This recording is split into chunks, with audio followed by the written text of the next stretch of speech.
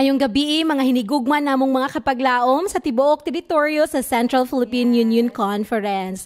Ug usab sa tibuok Pilipinas ug sa atong mga kapaglaom nga naa sa nagkalanlain nga lugar sa tibuok kalibutan. Yes, ato gayud nga gikalipay mga kapaglaom ug dako nga ang Dios kanunay nga naghatag kanato sa kahigayunan sa pagtubo nga espirituhanon pinaagi sa iyang mga pulong. Yes, kapaglaom Joy, tungod kay niining mga nanghirapos nga mga panahon, ato gayud gikinahanglan mga kapaglaom ang paglig-on sa matag usa nato kapag tuo og relasyon dinha sa atong Dios. Yes, tinuod ka na og nagpasalamat kita nga bisan pa sa mga hagit sa kinabuhi, mga pagsulay ug mga hitabo nga daw nakapakgang sa buluhaton sa pagpalaganap sa among balita. Ang Dios sa gihapon mga kapaglaom naghatag og mga pamaagi nga ang iyang mga katawhan mapalig-on sa iyahang mga pulong. And we are truly blessed mga kapaglaom to grow in the love of Jesus Christ with you.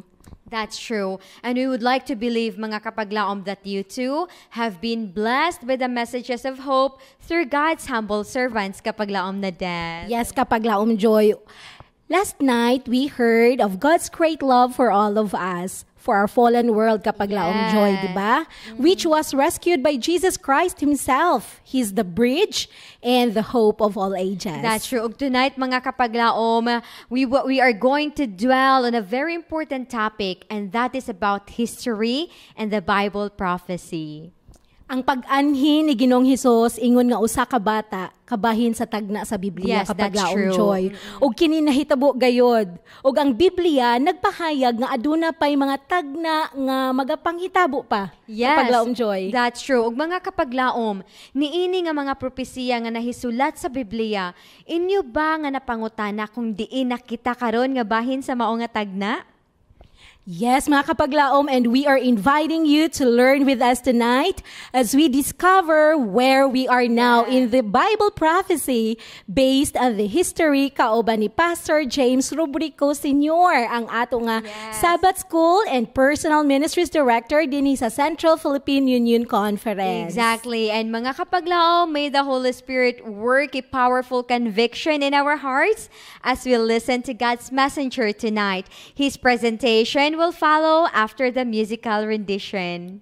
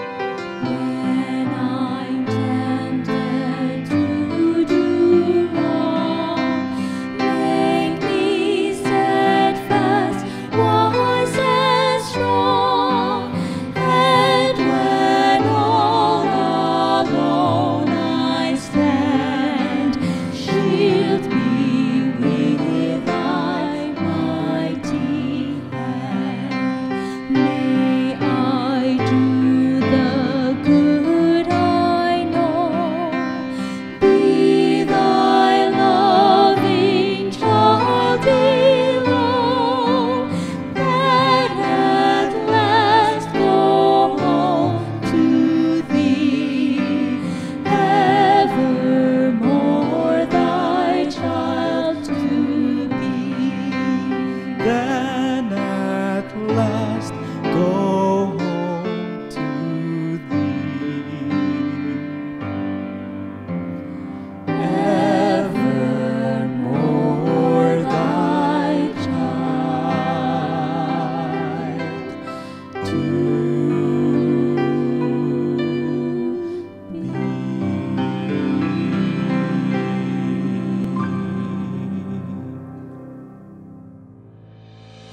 Are you in search of an indisputable understanding of the truths penned in the Bible's sacred pages?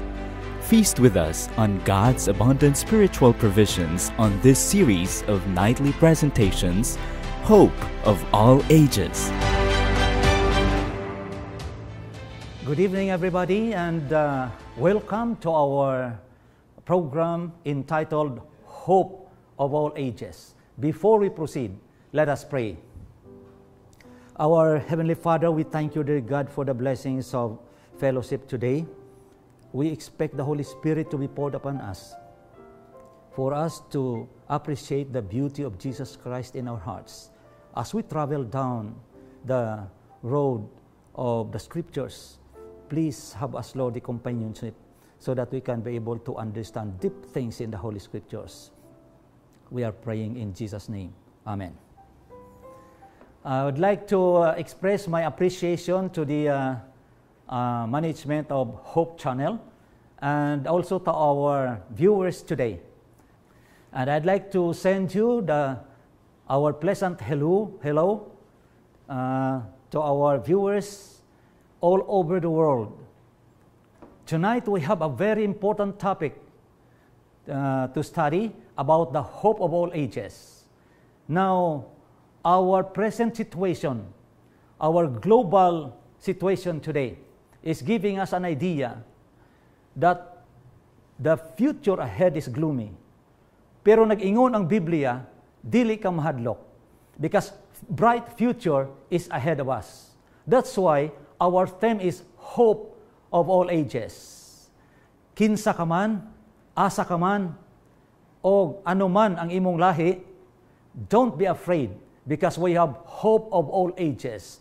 Actually, our political solutions today for the present global negative situations, nagahisgot og mga temporary solutions. That's good. Pero ang Sagrada Escritura, ang Biblia, naghatag sa atong og eternal solutions. This time, we'll be talking about solutions for the lifetime under the topic entitled Prophetic History of the Rise and Fall of Nations. Dinhi atong hibaw-an, mga hinigog mga kaigsuonan o mga higala, nga ang atong politika sa kalibutan may kahilabtanan gali sa proseso sa atong palaabuton. Now, the prophetic history of the rise and fall of nations nagapakita nga sa katapusan, there will be the last world empire to be established para ang mga tao makaangkon og padayon nga kalipay. O kana nga kalipay, wala nay mga pagluha. Sa kalibutan nga ini, we have all these frustrations and tears, but that coming global empire will give us the final solutions of our problems. That's it. Actually, that's our message for today. In this world of nothingness and uncertainty, we'd like to deliver to you the message of hope and bright future. Now, prophetic history of the rise and fall of nations. Dinhi naton makuha ang mga ideya kung ngano may nga ups and downs sa kasaysayan sa kalibutan. Then, where are we now in prophecy? Importante ni kaayo nga pangutana mga kaigsuonan. Tungod daghang mga tao sa kalibutan karon, including ourselves, nagaproblema asa na ta karon, ano ang kahimtangan, ano ang palaabuton. Now, where are we now in prophecy? We are not talking here of politics. We are talking of biblical prophecy. That's why we are very careful in delivering to you message of hope about eternal life. The drama started from the royal bedroom of King Nebuchadnezzar, the most powerful king of the most powerful kingdom in the ancient world.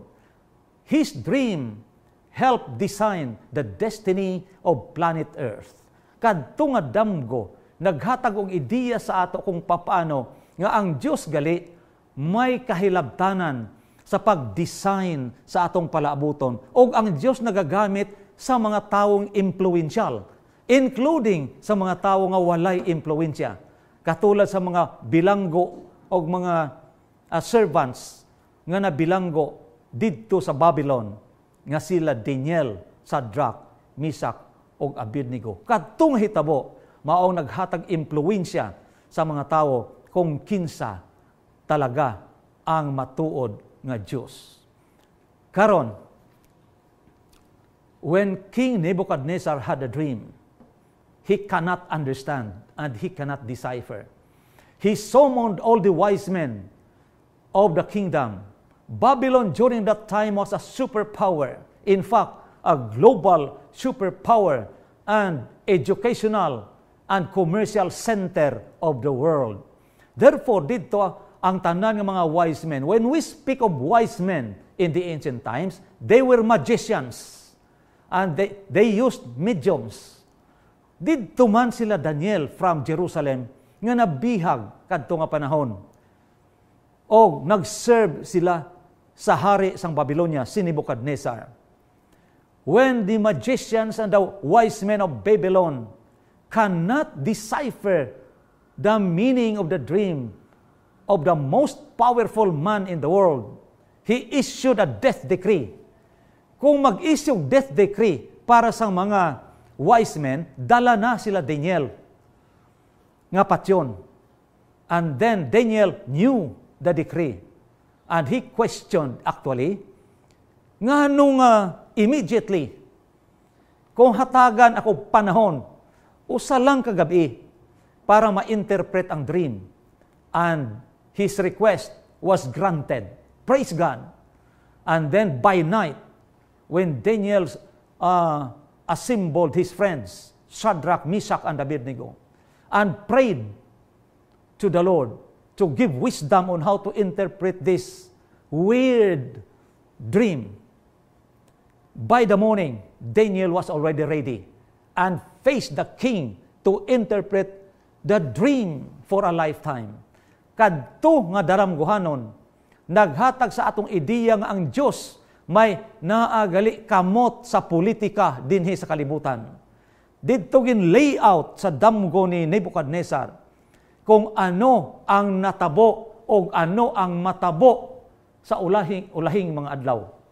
Dinhi mga hinigugmang mga higalag, mga kaigsuonan, atong mahibaw-an nga dili gali kita mahadlok anuman ang mahanabo sa kalibutan. It is because God is still in control of the human affairs in this planet Earth. Nag-umpisa ang kasaysayan o ang prophetic dream sa Daniel chapter 2. Dinhi mabasa.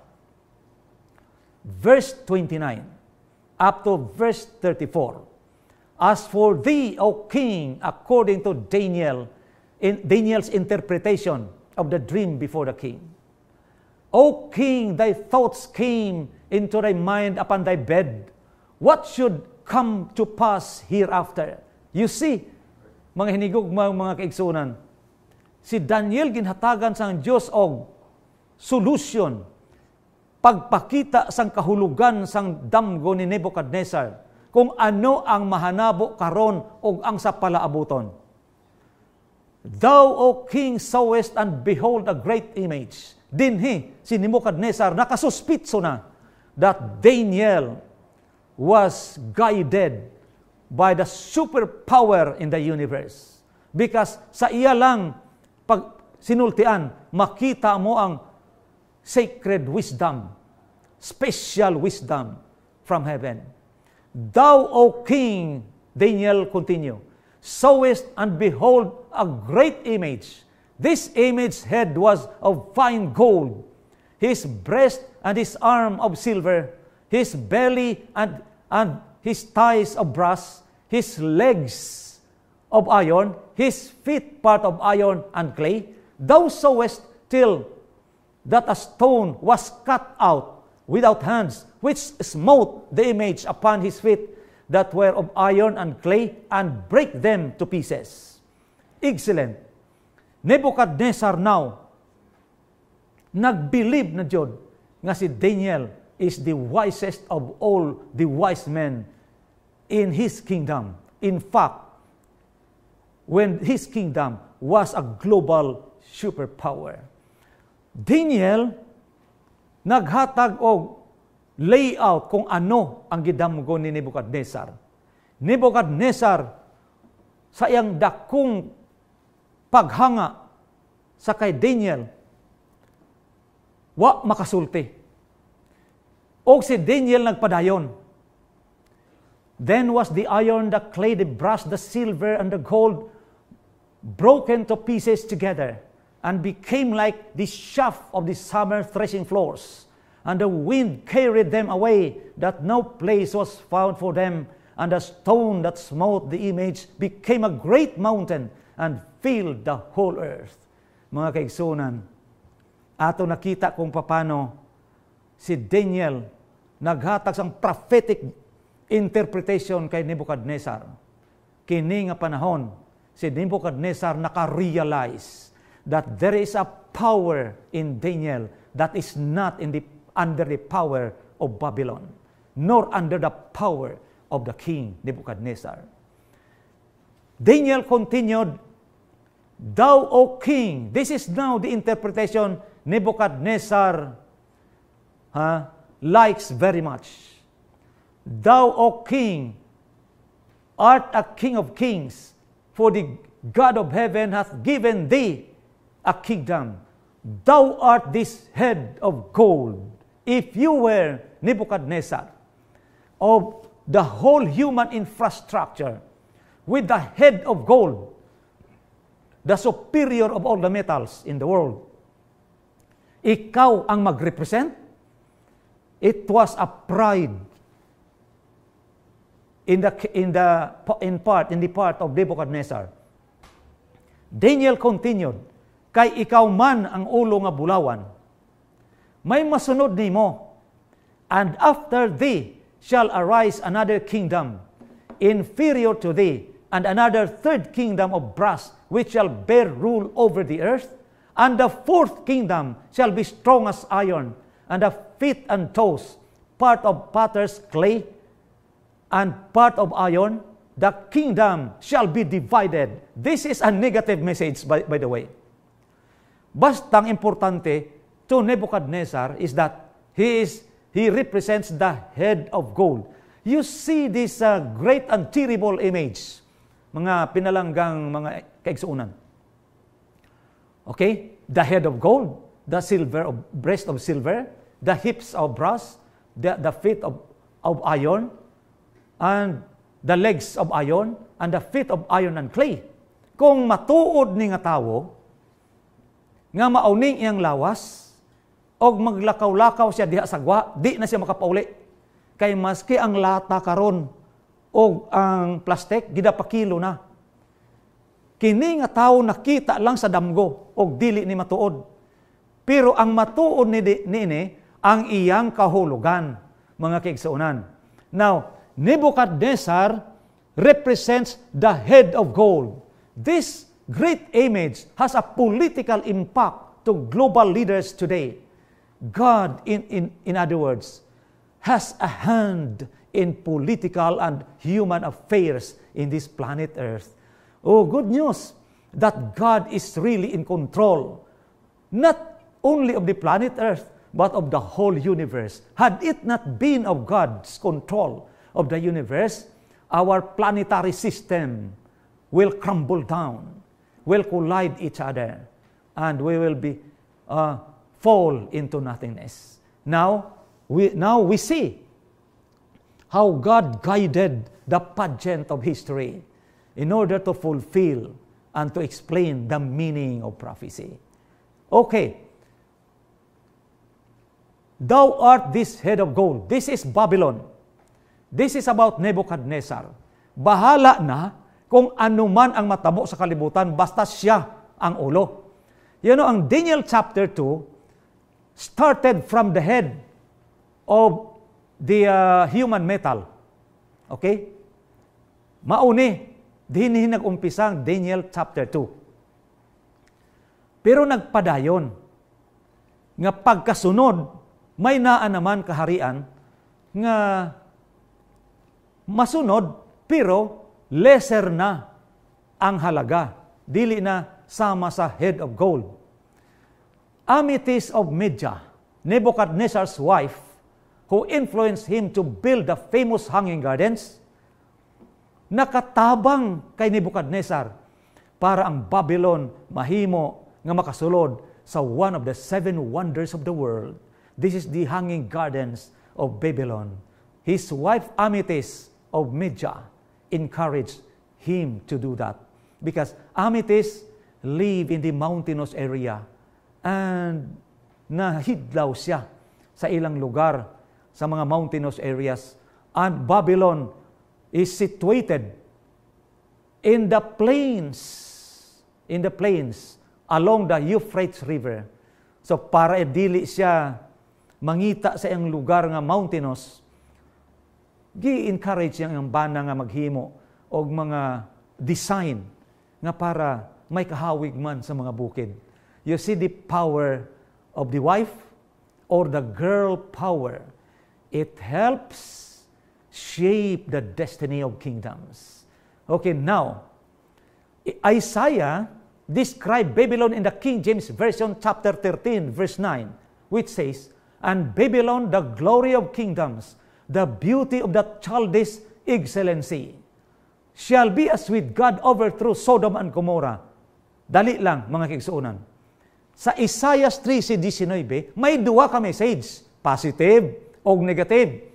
Ang first half is actually a beautiful and romantic expression about the beauty of Babylon, the glory of kingdoms, the beauty of the Chaldees' excellency. You see, because Babylon was the center of the Chaldean Empire during that time. Okay, but the second half is giving us the idea, ano man ang beauty sang ginharian, matapos man lang sa katapusan, shall be as when God overthrew Sodom and Gomorrah. You know the story about the Sodom and Gomorrah. When time came, God destroyed the beautiful kingdom. Now, Sodom and Gomorrah, situated in the Judean desert, diha banda, according to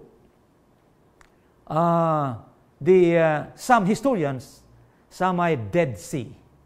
This is Isaiah chapter 13, verse 19 in the King James Version. Observe carefully the Revised Standard Version, the same text. "And Babylon, the glory of kingdoms, the splendor and pride of the Chaldeans, will be like Sodom and Gomorrah when God overthrew them." This is Revised Standard Versions. The Living Bible. "And so Babylon, the most glorious of kingdoms and the flower of the Chaldean culture, will be as utterly destroyed as Sodom and Gomorrah when God sent fire from heaven." Beloved brethren, this is a total description of the beauty that shall be destroyed at the end of the day.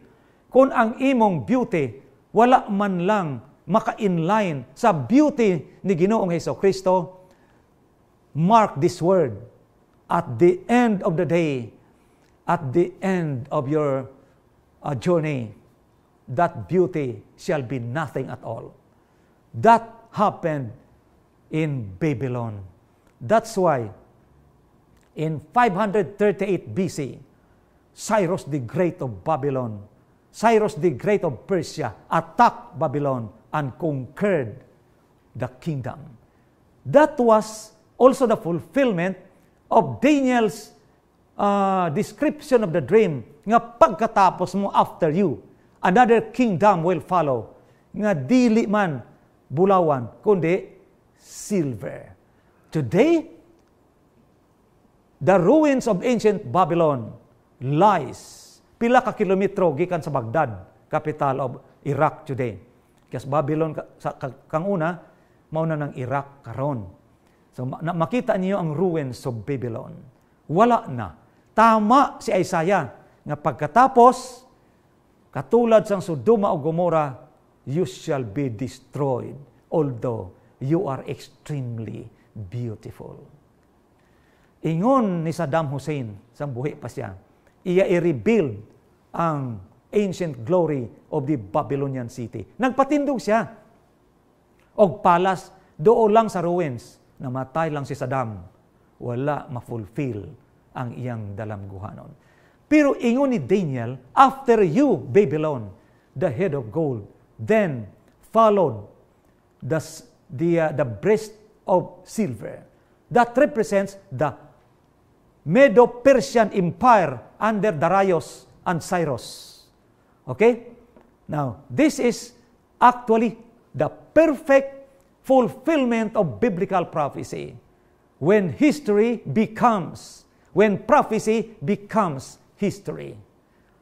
But after the Medo-Persian Empire, ingon ni Daniel kay King Nebuchadnezzar, another king or another kingdom that represents the Greece, Alexander the Great of Greece, magasunod. And Alexander almost conquered the whole civilized world during his time. Wala nang Babylon, wala naman ang Persia. Panahon na karon sang Grisya. But you know today, Macedonia or Greece is just one of the countries. Is just one of the countries in Europe. Pagkatapos niya, ingon ni Daniel kay Nebuchadnezzar, the Iron Kingdom of Rome will follow. Dugay na napatay si Daniel. Og mag-abot ang Iron Kingdom of Rome. For more than 600 years, ang Iron Kingdom of Rome dominated the whole world. Okay? That includes the Philippines. During the Christian Roman Empire, within 1,260 years of papal supremacy in Europe, Ferdinand Magellan arrived in Cebu to establish Catholic Christianity. You see, that is the beauty of our history. Now, we know that history fulfills prophecy. Dinhi na kita sa ika-apat nga kingdom. Primero, Babylon, then Persia, and then Grecia, and then Rome. Duha di ang iyang tiil. Two legs. Because this composed of Eastern and Western Roman Empire. Or pagan and Christian Roman Empire. Fernando Magallanes arrived in Cebu during the Christian Roman Empire. May panglima pa. The divided kingdom of Europe. Mao kaning giingon sa Daniel chapter 2 verse 34. And thou sawest still that a stone was cut out without hands, which smote the image upon his feet, that were of iron and clay, and break them to pieces. Daniel chapter 2, 34. Kita nyo na, mga kaigsuunan, sa kay Daniel nakita niya na, long before kung ano ang matabo sa palaabuton, nakita niya kung paano kinitanan nga mga ginharian, gipakita sa isang Diyos, mawasak man lamang, that will be destroyed in due time. Og natabo, one by one, before the eyes of the prophetic people and before the eyes of the political world. A stone was cut out from the mountain without hands and strike the image. Asa siya tinamaan sa tiil at the feet. Ngano nga dili sa ulo? Ngano nga dili sa ulo o sa lawas? Didto mismo sa feet. Anong buot ipasabot ni ini? This is very clear. That these kingdoms will be destroyed at the end of the day. Then was the iron, the clay, the brass, the silver, and the gold were broken to pieces together and became like the shaft of the summer threshing floors, and the wind carried them away, that no place was found for them, and the stone that smote the image became a great mountain and filled the whole earth. What does it mean? Kinsa ning bato o ano ning bato? And in the days of this king shall the God of heaven set up a kingdom which shall never be destroyed, and the kingdom shall not be left to other people, but it shall break in pieces and consume all these kingdoms, and it shall stand forever. Daniel chapter 2 verse 44. In 1 Corinthians chapter 10 verse 4, this stone represents Jesus Christ. Meaning to say, at the end of the day, after the passing away of the great kingdoms of the world, Jesus Christ will intervene in human affairs, in human political and historical affairs. And Jesus Christ will establish a kingdom that shall never be destroyed, because the rock in 1 Corinthians 10:4 represents Jesus Christ. Therefore, mga hinigugmang mga kaigsuonan, ayaw kahadlok kung ano ang matabo sa kalibutan. Because all of these political, health, and economic programs in the world today were already written in the sacred pages of biblical history and in the prophetic forecast of ancient prophets during the time in the Old Testament times. And now, in our modern times, they are fulfilling one by one before us. Praise the Lord for that. That in this time, we understand biblical prophecy in the language of the Holy Scriptures. Now, kung ato nakita, naa na ta karon sa katapusan nga panahon. By the way, wala na ta sa ulo, wala na ta sa dughan, wala na ta sa panahon sang tiyan, wala na sa panahon sang tiil sang larawan, sa leg sang larawan, where wala na ta sa panahon during the beginning of the feet of the image. We are already at the tip of the toenails. Meaning to say, our time is already situated at the brink of eternity. We are already at the tip of the toenails. If you will notice here, the message of Daniel chapter 2 is giving us an idea that the Lord Jesus Christ will never arrive during the peaceful moment of time. Magakari si Kristo sa panahon sa mga kagubot. In fact, kung atong basahon ng prophecy, midnight represents the midnight of Earth's history. Sa panahon sa mga kangit-ngit, si Kristo magakari. That's why we are not experiencing like this COVID infestation, the rumors of wars in the Spratly Islands, that includes the Philippines there, the preparation of nations, and the military preparations of global superpowers, including the third world countries. What is that? Kana, gihisgutan nga daan sa Book of Matthew, that bago si Kristo magkari, matabo kining mga rumors of wars. Karon, ang tanan nga rumors of wars atong nabatian. Karon, ang gintawag nga mga pestilences atong gina-experiensyahan.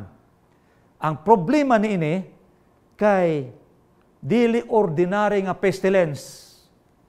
Kay ikaw ug ako dili makakita sa atong kontra. Mao kana kung ngano nga the world is losing faith. Pero nahimo ni siya nga blessing na naman para sa mga tao nga nagatuo sa Dios o nagatuo sa prophetic forecast sang Sagrada Escritura. Now today, again, I'd like to emphasize this, that we are already at the end of the final day, at the end of the toenails. Therefore, we have to realize this, that in the near future, we do not know. In the near future, at the end of the rainbow, we will see the bright prospect of the world tomorrow. Ikaw o ako, karong nga panahon, kita tanan nagaluha, kita tanan nakulbaan, because we lost faith in this time of crisis that we do not know how to do things. Wa kita makahibalo kung ano ang kaugmaon. Wa ta kahibalo kay ang atong mga hinigumas kinabuhi naglipas naman. Okay? Katong nagligad lang ang mga bulan o nagligad nga tuig. Daghang mga tao by the thousands ang namatay na. Okay? Before our very eyes. What does it mean for us, human beings? Ikaw ug ako mga saksi kung ano nagakatabo sa atong palibot. And we cannot simply decipher things. We cannot simply understand what is happening. For the first time in the history of our life, in these last days, in our time, in the 20th and 21st centuries, naka-experiensya kita nga mas kipaginhawa mo, lisod na, kay may tabon ang imong ilong. Sa kana nga kahimtangan, di maintindihan. Pero mga kaigsuonan, ang assurance of the Holy Scripture is very clear. Don't be afraid, because God has a hand in political and medical or health issues today. God has a hand in human affairs and political history of the world. Again, this is not a joke. Wala tani ginbasa sa kung ano nga libro sa mga scholars. Ginbasa tani sa Sagrada Escritura. Ngang atong kahimtangan gali karon gisugiran kita sa Sagrada Escritura, ang balaan nga Biblia. Nga naa na kita sa katapusan sang kuko. Sa pinaka-last portion sang kuko, sang larawan. Kung natuman ang ulo nga bulawan, nga mao ang Babylonia. Kung natuman ang second interpretation ni Daniel that the breast represents Medo-Persia, natuman tanan. Kung natuman ang pangatlo nga mao ang Macedonian Empire under Alexander the Great. Kung natuman ang pang-apat nga mao ang pagan and Christian Roman Empire. Kung natuman ang sa feet of iron and clay. This is the conglomeration or the mixture of the powerful and non-powerful countries in the Western Europe. Kung natuman ina, ano ang rason nga dili matuman ngang bato magbagsak sa maginharian sang kalibutan ngani o magwasak sang tibuok nga political infrastructure of the world, and Christ will establish His kingdom? Kung natuman ang iba, mas matuman ni karon. O kita, kay kita naa na karon nagabarog sa katapusan nga bahin sang global history. Kita nakaintindi na karon that in the near future, in the immediate future, Christ will come and intervene the human affairs in this world. Therefore, there is a bright future ahead of us. If there is a bright future ahead of us, don't forget this. Be brave and be strong. Don't be afraid, because there is a hope of all ages, and the hope is the second coming of Jesus Christ. Okay, before I sit down, ngano man nga ang Time Magazine nag-declare about the decline and the fall of Europe. That was in 2011. Ngano nag-declare sila about the end of Europe? Ngano nga nag-declare sila sa 2016 about the fall of Europe and the Brexit or the British exit? Inyo nakita sa Time Magazine kung paano nga ang mga nasod sa tibok European continent nag-unite, pero sa katapusan nag-separate. Ano ang kasaysayan sa likod ni ini? O ano ang kahilabtanan ni ini sa prophecy sa Daniel chapter 2? Ang atong ginsaysay kaina, that was about the phase 1 delivery. By the end of part 1. Now, and tomorrow evening, again, we'll be delivering to you the part 2 about the modern interpretation of Daniel chapter 2. Beloved brethren, may the good Lord will be with you and will give you wisdom and power and strength as Christ is coming very soon. Let us pray. Our Heavenly Father, we thank you very much for the wisdom of the Holy Spirit and the opportunity to praise your name via media. This time, Lord, help our listeners and all of us to enjoy the blessings of the prophetic history in the Holy Scriptures. We are praying in Jesus' name. Amen. Amen. Kapaglaong joy. Amen. Even so, come, Lord Jesus, come, our rock and our hope of all ages. Amen. Prophecies have been fulfilled, mga kapaglaom. As we trace through the history, dili gyud kaduha-duhaan that we are now living at the brink of human history, kapaglaom na death. Wow, we have this hope, as the song says, kapaglaom joy, that burns within our hearts. Hope in the coming of the Lord. Amen. Yes, amen. Mausab kini ang paglaom ninyo, mga kapaglaom. We believe in that. And what a blessed message we received this evening from God's servant, that we are nearing home. Amen. We are truly nearing home, kapaglaom joy. How precious this prophecy is for us, mga kapaglaom. Dako kaayo nga panalangin nga magkauban kita sa pagtuon ini, aron kita magkauban usab sa pag-andam sa umalabot nato nga labaw nga makagagahom og manluluwas kapaglaom joy. Yes, atong pagpaabot niya. Jesus, mga kapaglaom, the Rock of Ages is coming very, very soon. And everyone must know about it and be reminded of it, kapaglaom na death. Yes, kapaglaom joy. But this is not the end yet. Tomorrow, mga kapaglaom, Pastor Rubrico will continue his presentation on the toes. Aton sa tingin na. Dapit kapaglaom joy. That's With true. the question, where are we now in modern history, mga kapaglaom? That's true. Busa, mga kapaglaom, dili nato si Piaton ang pag-share ni ini sa atong mga higala aron sila usab maandam. Yes, and it is a blessing to have you with us in this ministry by sharing God's messages with others, mga kapaglaom, preparing others for Jesus to return with the gadgets we have in our hands. That's true. And if you have friends and relatives nga wala nakakita ni ini karon, aduna kitay replay sa GSET Channel 37 alas 8:30 sa kagabhion. And also, you can view this again sa atong Facebook pages ug sa atong Hope Channel substations dinhi sa CPUC. Mga kapaglaom, amo gayud nga gikalipay nga kamo among nakauban sa pagtubo dinha sa kahibalo sa atong Dios. Managkauban na usab kita ugma sa gabi sa sama gihapon nga oras. Yes, dagan kayong salamat, mga kapaglaom, sa inyong pag-uban kanamo niini nga kagabhion. Let us keep growing in the Lord and keep our hope solid here on Hope of All Ages.